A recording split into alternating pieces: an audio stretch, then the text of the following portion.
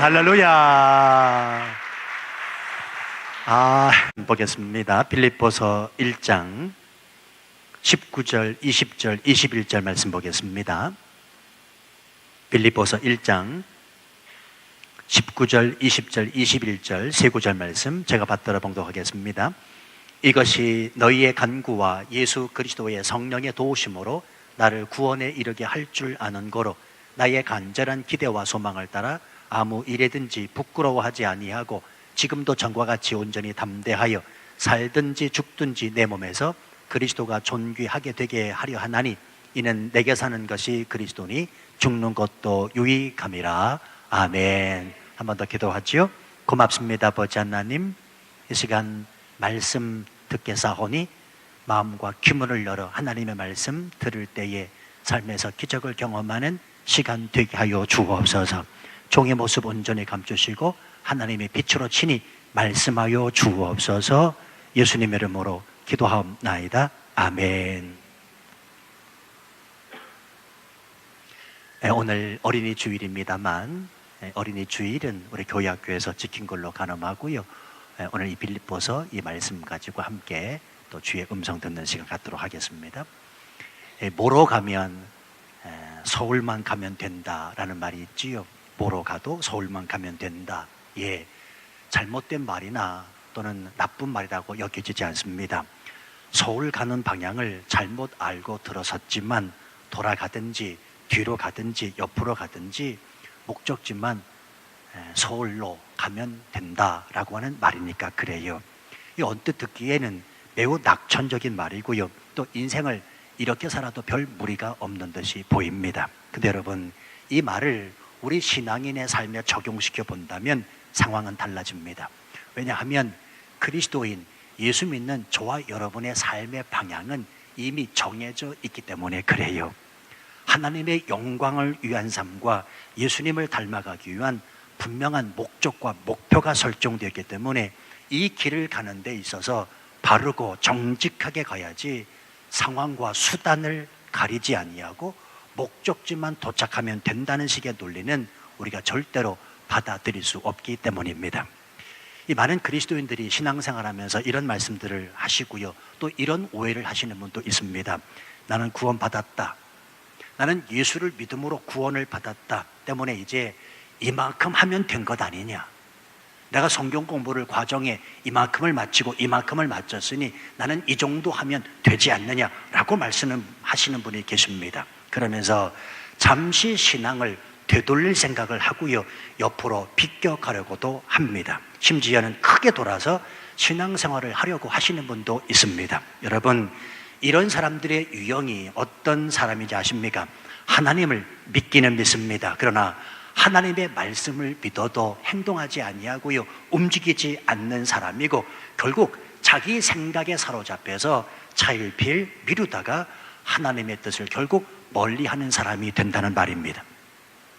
구약 성경에 보면 대표적인 사람이 요나 선지자인데요, 여러분, 선지자란 하나님의 말씀을 믿고 하나님의 말씀을 백성들에게 외치는 자 아닙니까? 그런 그가 하나님을 몰랐습니까? 아니요, 분명히 하나님이 어떤 분이신지 알고 있습니다. 그럼에도 그는 하나님을 피해 멀리 도망가려고 했습니다. 왜요? 인간적인 자기 생각 때문에 그렇습니다.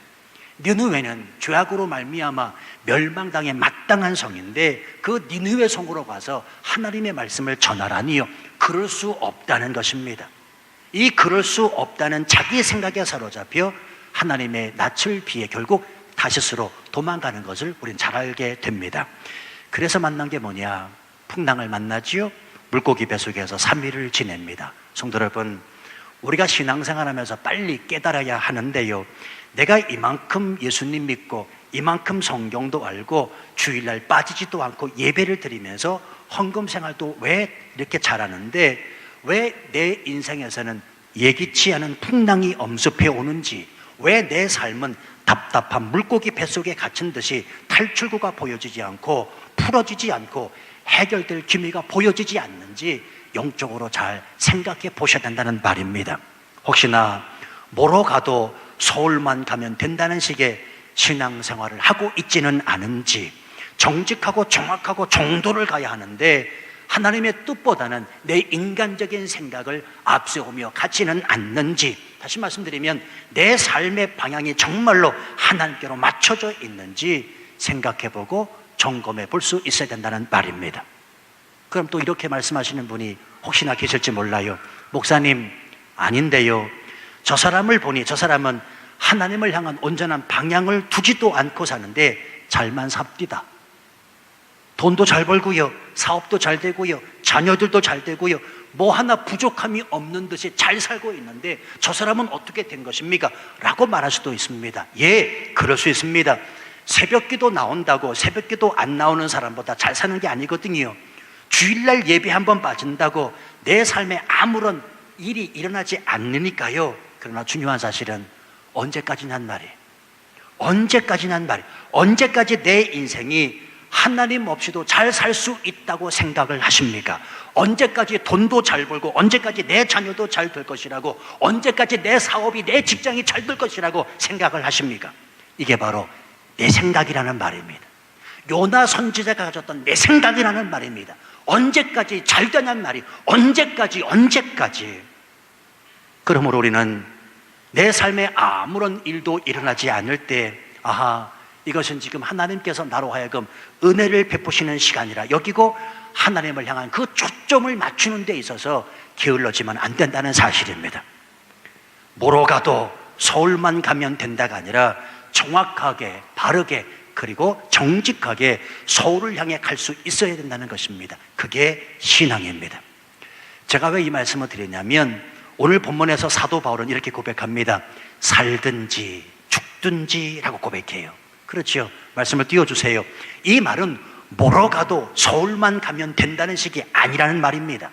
예수 그리스도를 향한 삶의 목적과 목표가 한 방향으로 분명하게 고정되어 있으면서 나는 한눈 팔지 아니하고 나는 종도를 걸었고 나는 오직 하나님 그분만을 향하여 가고 있다고 고백하는 바울의 인생관이라는 말입니다. 또 사실이 그렇습니다. 다메섹 도성에서 예수 그리스도를 빛으로 만난 후에 사도 바울은 정말로 그 삶의 방향을 오직 하나님께 맞추고 살았습니다. 그 수많은 핍박과 환난을 당하면서도 그 말할 수 없는 고통과 고난을 감수하면서도 다른 길을 찾아 나서지 않았습니다. 때로는요, 뒤돌아갈 수도 있었고요, 옆으로 갈 수도 있었고요, 마음만 먹으면 얼마든지 또 그렇게 행할 수도 있었던 사람임에도 불구하고 그는 오직 예수 그리스도 복음을 전파하는 일에 매진하고 있다는 말입니다. 여러분 생각해 보시지요.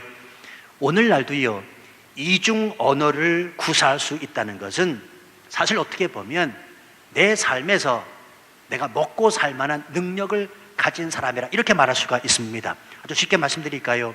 한국어, 태국어, 영어 하면 먹고 살만 하잖아요. 안 그렇습니까? 한국어, 태국어, 영어 정도 하면 내가 어딜 가든지 못 먹고 살겠습니까? 근데 여러분, 사도 바울은 히브리어는 물론 헬라어, 아람어가 유창한 사람이었습니다. 당시 세계 언어를 통달한 사람이었다는 말입니다. 뿐만 아니라 오늘날로 치면 하버드 대학교 출신입니다. 당시에 가말리엘 문화생이라 하면 하버드 대학교 학생이라는 말입니다. 때문에까지껏 마음만 먹이면 얼마든지 돈벌이를 해도 먹고 살 만한 사람이었다는 말입니다. 그럼에도 불구하고 그는 오직 한 길을 고집합니다. 예수 복음.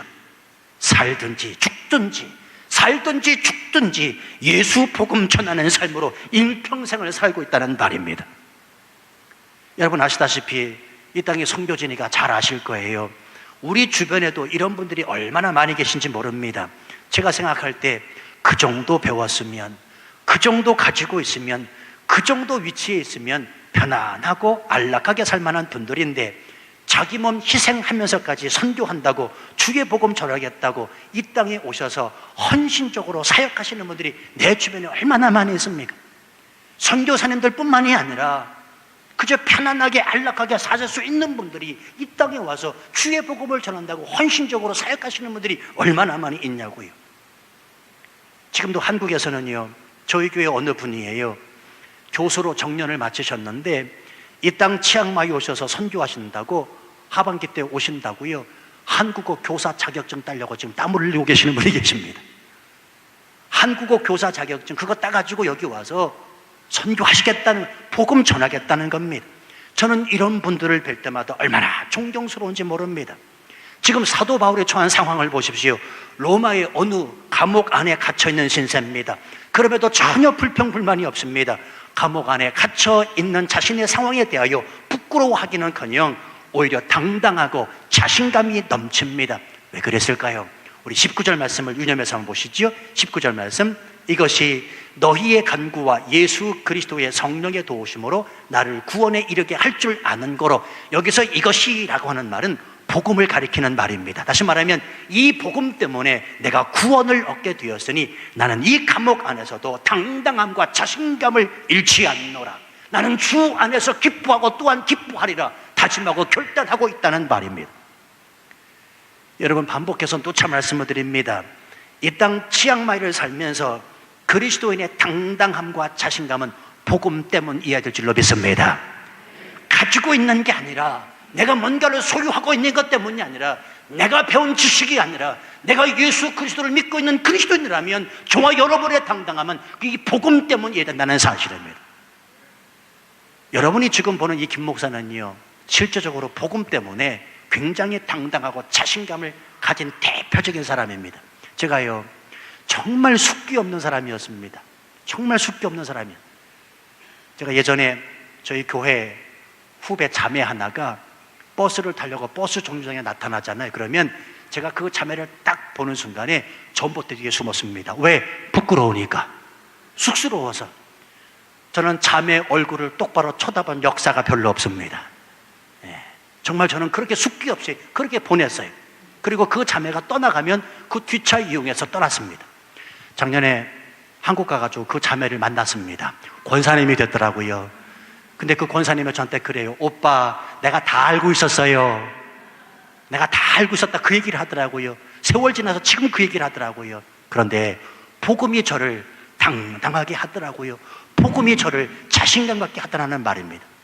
오늘 어린이 주일이지만 전 앞에서요, 율동 같은 거 있잖아요. 율동이 못했습니다. 앞에서 어떻게 애들을 쳐다보며 설교를 합니까? 그런데 복음이 들어오니 내 가슴이 뜨거워지니 하나님께서 그 복음으로 인하여 자신감과 당당함을 허락하시더라는 말입니다.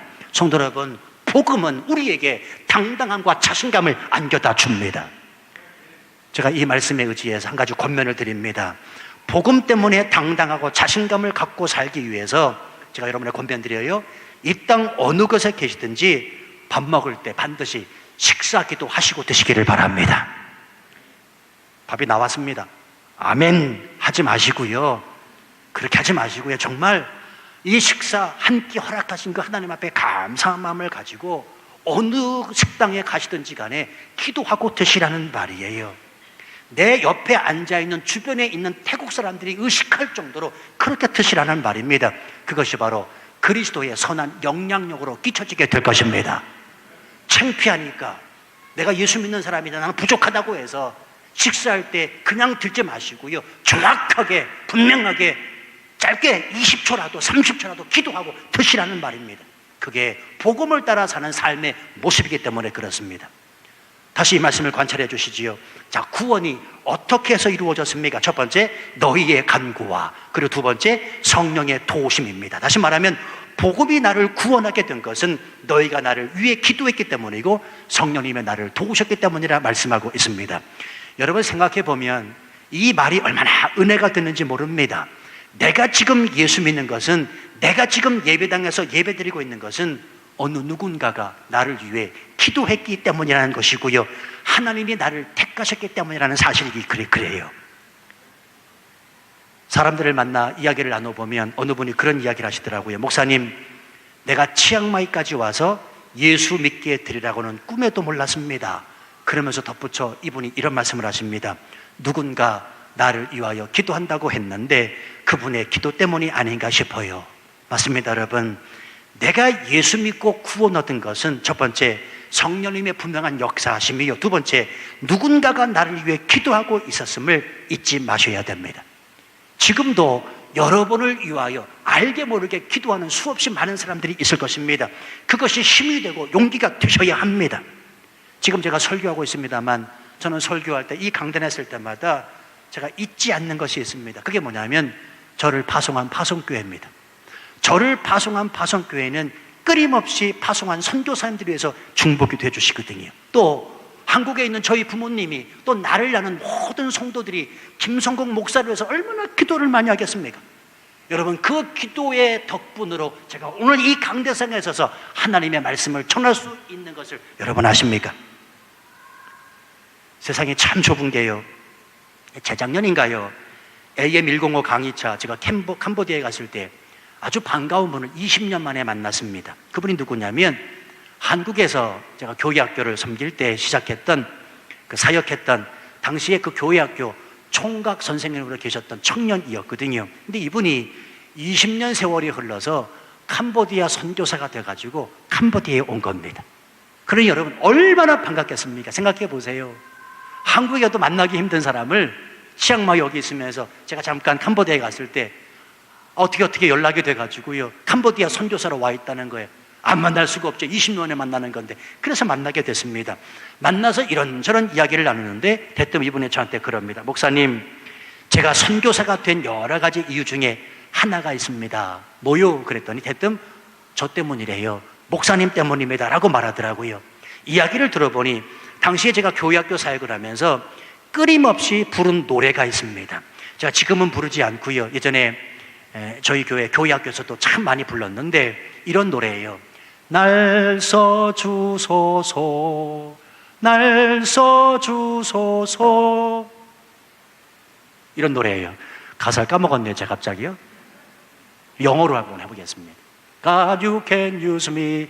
God, you can use me. That the world may hear the Lord Jesus. God, you can use me. 이 날 써주소서, 이 날 써주소서 무척이나 많이 찬양을 했거든요. 그러면서 또 기도했거든요. 하나님, 여기 있는 모든 자들이 다 주의 일을 감당할 수 있는 자 되게 하여 주옵소서. 이 친구들, 이 교회 그 친구들이 선교 역사를 일구는 사람들 다 되게 하여 주옵소서. 그렇게 기도했는데 애들은 어떻게 됐는지 모르지만 이 선생님이 은혜를 받으시고요, 자기가 선교사로 헌신하여 20년 지난 뒤에 캄보디아 선교사로 가 있는 겁니다. 할렐루야. 그러면서 하는 말이, 목사님, 기도의 열매가, 그렇게 찬양하며 기도했던 기도의 열매가 목사님 때문입니다 라고 말할 때 얼마나 감동이 됐는지 모릅니다. 성도 여러분, 내가 지금 예수 믿는 것, 내가 지금 이곳에서 예배드리는 것, 어느 한 사람이 나를 위하여 중보기도 하고 있음을 절대로 잊으시면 안 됩니다. 지금 사도 바울의 고백이 바로 이겁니다. 내가 감옥 안에서 절망하지 않고 기뻐할 수 있고 이토록 당당하게 복음 때문에 버틸 수 있는 이유는 빌립보 교회와 성도들이 기도하고 있기 때문이요, 전적인 성령님의 역사라는 사실입니다. 성도 여러분, 꼭 기억하십시오. 부족하지만 김 목사가 새벽에 여러분을 위해서 기도하고 있습니다. 정말 간절하게 하나님 앞에 매달리며 기도하고 있습니다. 어느 때는 한 분 한 분 이름을 다 불러가며 기도할 때도 있지만, 어떨 때는 탕못 묶어서 한꺼번에 기도할 때도 있지만, 잊지 마세요. 부족하지만, 연약하지만 그래도 그 신실하신 하나님을 부여잡고 제가 여러분을 위해서 기도하고 있다는 말입니다. 성도 여러분, 누군가가 나를 위해서 기도하는 것이 힘이 돼야 됩니다. 혹시나 남편을 위해서, 아내를 위해서, 그리고 자녀들을 위해서 기도하는 기도 제목이 있다면 성도 여러분, 포기하지 마시기를 바랍니다. 성령님의 역사하심으로 반드시 응답이 될 줄 믿음으로 고백하시기를 바랍니다. 자, 근데 또 보시기 바랍니다. 이러한 구원을 바탕으로 한 사도 바울의 간절한 기대와 소망이 있는데, 그것은 다름이 아니라 그리스도만 존귀히 되면 그것으로 족하다라고 말합니다. 20절 말씀 보실까요? 나의 간절한 기대와 소망을 따라 아무 일에든지 부끄러워하지 아니하고 지금도 전과 같이 온전히 담대하여 살든지 죽든지 내 몸에서 그리스도가 존귀하게 되려 하려 하나니. 자, 여러분들도 좋아하실 텐데요, 한국인들이 가장 좋아하는 시가 김소월의 진달래꽃이래요. 그리고 두 번째가 있는데 그게 뭐냐면 윤동주의 서시랍니다. 죽는 날까지 하늘을 우러러 한 점 부끄러움이 없기를 잎새에 이는 바람에도 나는 괴로워했다. 아시는 분은 아시겠지만 이 윤동주 시인은 기독교인입니다. 28살에 일본군에 의해 생체 실험 대상자로 알 수 없는 주사를 맞으면서 죽어간 사람이 바로 이 시인 윤동주입니다. 그런데요, 이 윤동주 시인의 시적 영감이 신앙에서, 성경 말씀에서 비롯되었다는 것을 알고 계십니까? 저는 오늘 이 본문의 말씀을 읽고 묵상하면서 개인적으로 이런 생각을 한번 해보게 됐습니다. 윤동주 시인이 모르긴 몰라도 이 빌립보서 1장 20절 말씀을 읽고 이 서시 작품을 쓰지 않았을까? 천국 가면 꼭 물어볼 작정이에요. 한번 보실래요? 죽는 날까지 하늘을 우러러 한 점 부끄러움이 없기를. 서시는 그렇게 시작이 되는데 보세요. 아무 일에든지 부끄러워하지 아니하고 통하고 있다고 생각 안 하십니까? 뭔가 지금 통하고 있는 것 같습니다. 물론 믿거나 말거나 제 개인적인 생각입니다만 이 말씀을 뚜렷이 묵상하면서 그런 생각이 들더라고요. 아무 일에든지 부끄러워하지 아니하고. 중요한 사실이었습니다. 성도 여러분, 그리스도인들의 삶은 부끄럽지 않게 사는 삶입니다.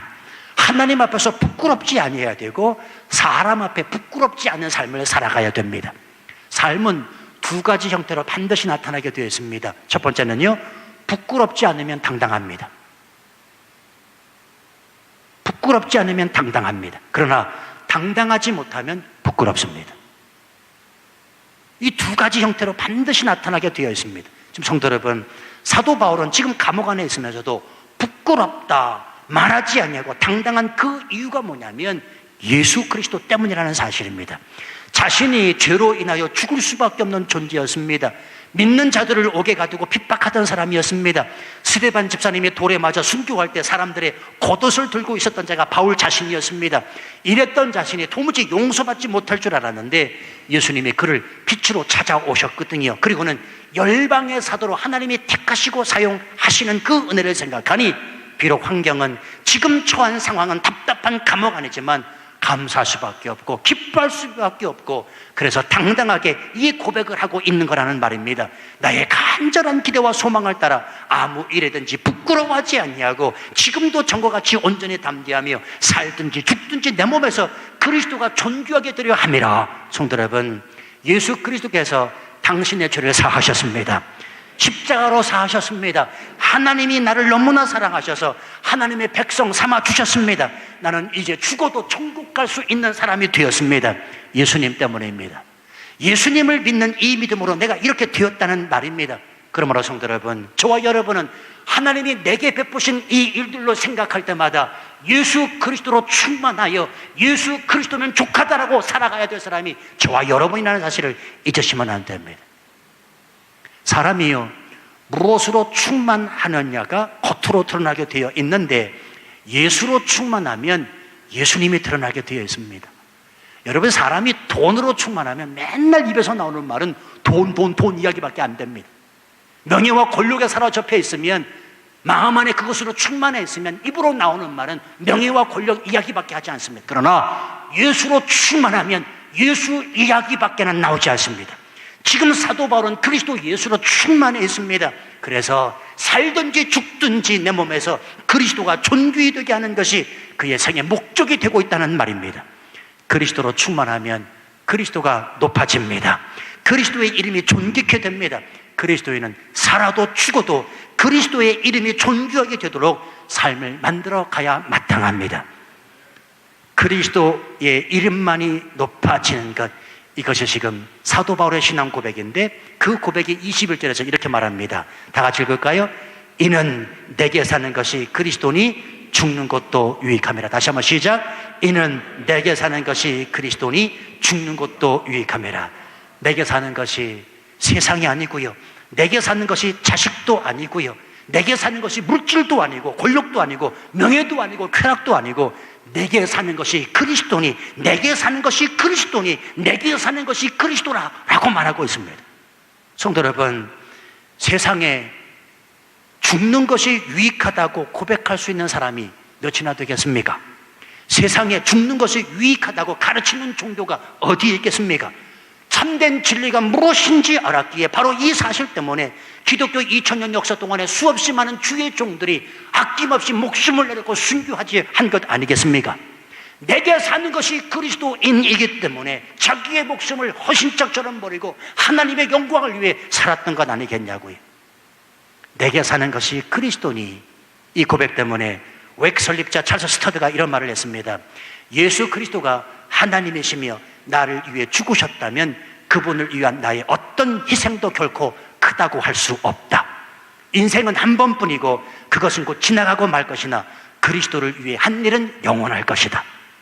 내게 사는 것이 그리스도인이기 때문에 저와 여러분도 마땅히 이 고백이 있어야 됩니다. 나는 지금 주님으로 만족합니다. 나는 지금 주님 때문에 행복합니다. 말할 수 있어야 된다는 것입니다. 성도 여러분, 기억하십시다. 뭐로 가도 서울만 가면 된다? 아니요. 신앙생활에는 지름길이 없습니다. 갓길도 없습니다. 그러므로 뒤돌아갈 생각, 옆으로 갈 생각 하지 마십시오. 오직 정도를 걸으셔야 됩니다. 살든지 죽든지 살든지 죽든지 정도를 걸어 주의 뜻을 이룰 수 있는 이 교회에 속한 모든 교우들 되시기를 주님의 이름으로 축원합니다. 우리 함께 이 찬양으로 고백하지요.